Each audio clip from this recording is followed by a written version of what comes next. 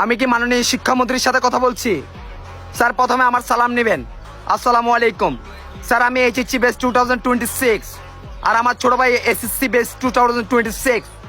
Sir আপনারা কিন্তু আমাদের সাথে এটা ইনসাফ করতেছেন না স্যার। স্যার এবার কি স্যার অটো পাসটা কি দেওয়া যায় না স্যার? এই তো স্যার আপনারা তো স্যার আমাদের সাথে ইনসাফ করতেছেন না স্যার। বাসা থেকে যদি এবার ফেল করার পর স্যার রিক্সা নিয়ে দেয় স্যার, আমি কিন্তু আপনার বাসার সামনে দাঁড়িয়ে থাকবো।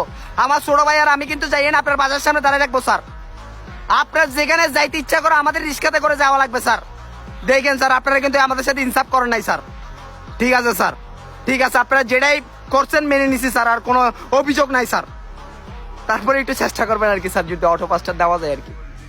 ঠিক আছে স্যার, সমস্যা নাই, আমরা কি চেষ্টা স্যার, প্যারা নাই স্যার, দিয়েন না স্যার, দিয়েন না স্যার। ওকে ঠিক আছে, আমরা পরীক্ষা দিব, আমরা খেলবো স্যার। ঠিক আছে স্যার, কল রাখেন স্যার। আসসালামু আলাইকুম।